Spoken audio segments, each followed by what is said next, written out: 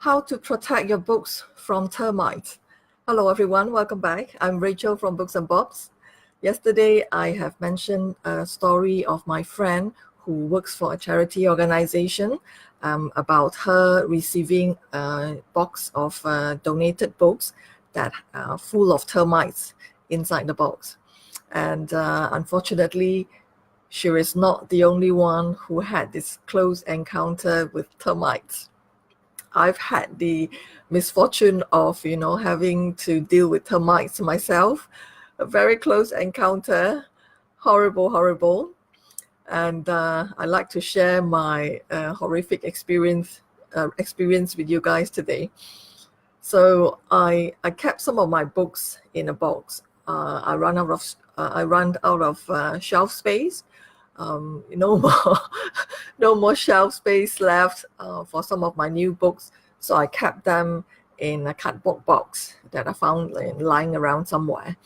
And I think there were about 40 books in the cardboard box, and I put them all inside, close up the lid and put it in a corner out of the way, right? So you can't leave it in the middle of the hall.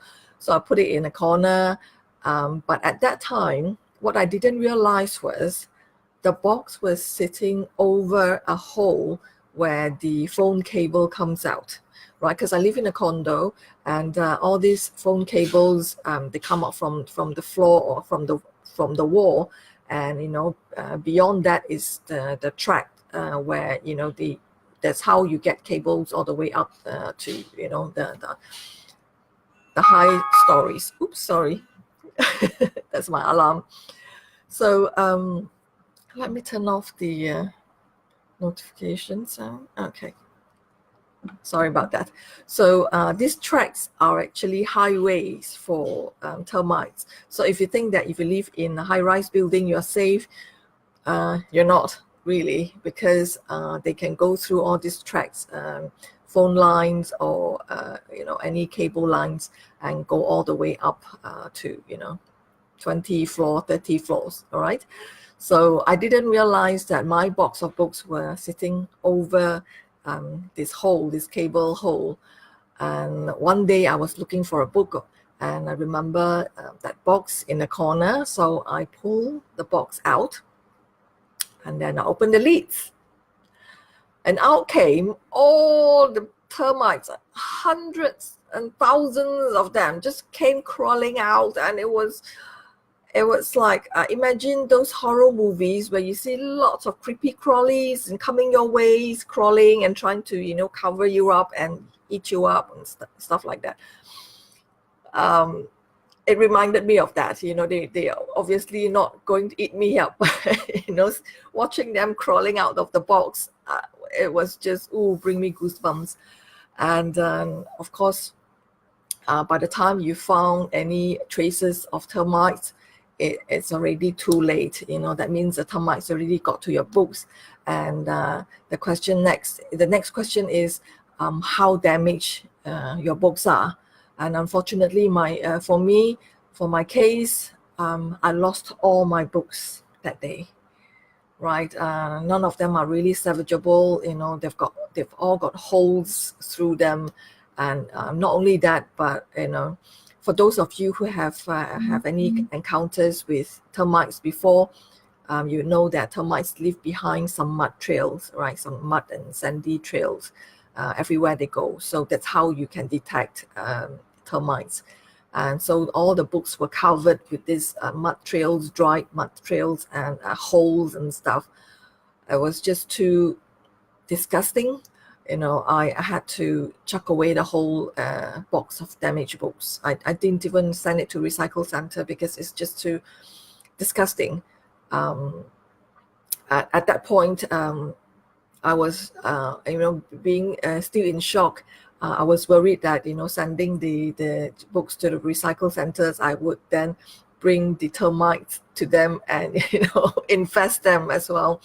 But, that's not going to happen, because termites, they can't live, they can't be exposed to sunlight. They die under the sun. Okay, so they can only survive in dark, damp, high moisture areas. So a box up books in a corner, especially a corner that is poorly ventilated, is the perfect breeding ground for termites. Okay, so don't put your books in cardboard boxes. All right, I've mentioned this in one of my earlier videos as well. If you have run out of shelf space, you really need to box them up. Use plastic boxes, right? So the plastic box will prevent any termites from attacking them. It's a good protection because they don't like plastic. And the way termites look for their food is that it's pretty random. They will come out from the ground or from the wall, and they will just go around and try their luck and see if they can find any food that they like. So if they come across any plastic box, they will just move on to somewhere else. Okay, so use plastic box, and don't leave your books or anything wooden in dark corners and damp environment as well. So this is how you can keep your books away from termites. And of course, if you have found traces of termites on your books, chances are they already invaded your house, and then you probably have termite infestation in other parts of your house as well. So it's good to then check.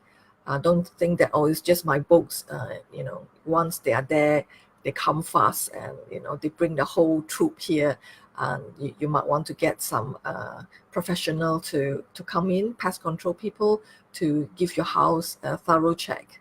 Yeah, and so that's termites. Oh, and also watch out for mud trails. If you see trails like dry up mud trails, or a pile of little sands, near some corners, those are signs of termites. Okay, so if you see them, also please call pest control and give your house a thorough inspection.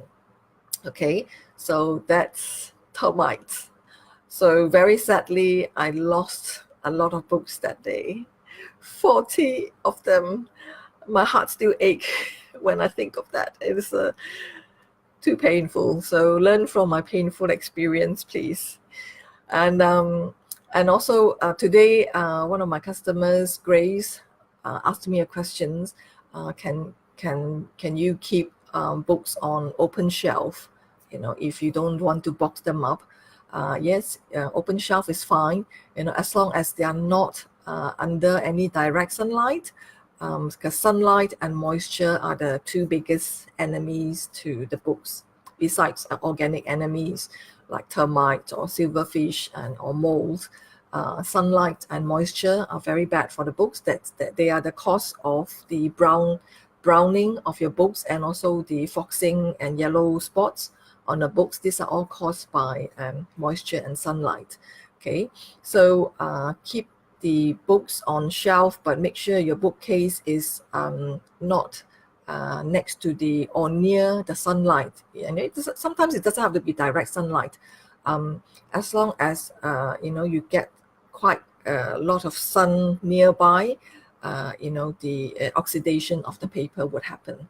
And usually, if you see any books where the top edges is darker than the sides, that's because the books were kept standing on the shelf, one next to another. So the fore edge and the bottom edge were actually facing inward of the shelf, and but the top edge is actually exposed, and the sun is the culprit, and so it actually darkened the top edge. So that's you can see the damage sunlight can do to the books, making it like two tones. That's the reason why some books have two tones on different edges. Okay, and another very important point to note is that don't back your bookshelves against the wall next to your toilet.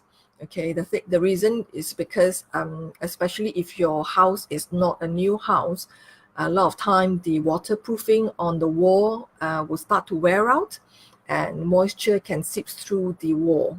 Okay, even for my condo, the wall where it's that gets the rain often, you can feel that it's a bit damp sometimes. So if you back your bookshelves against this wall, the moisture will turn your books brown like that. Okay, very, very bad, very quickly. So avoid the toilet wall, obviously, even outside of the toilet, and or walls that the external wall, the inside of the external wall is also not a good idea.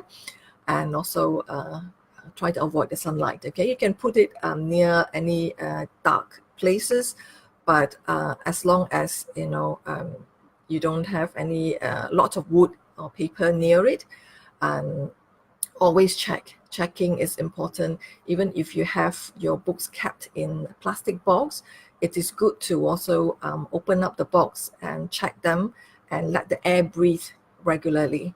Okay, one thing is you never know what gets inside the box. You might get a gecko or a cockroach that crawl into the box. Secondly is that we want to keep moisture away, but sometimes the plastic box will trap moisture inside the box instead of just keeping the moisture away. So you want to open the lid and let the air breathe a bit, and then close the cover again. And some people have tried to put in some silicone gel, to take away the moisture. If you're using that, be very careful as well, because there is a maximum capacity that the silica gel can take, right? Once it's reached its maximum capacity, it's basically a bag of moisture sitting inside the box, right? You need to replace them regularly. Read the instruction of the whatever thirsty hippo or what other silica gel, or check them regularly, touch them, make sure there's not they're not wet or not a lot of water inside the thirsty hippo kind of a container, right? So you don't want to be keeping or trapping moisture inside the box as well. So these are some of the tips about how to store your books, how to take care of them. I hope you'll be able to keep your books well protected and in good condition. Okay, that's all I have for you guys today, and I'll see you tomorrow. Bye.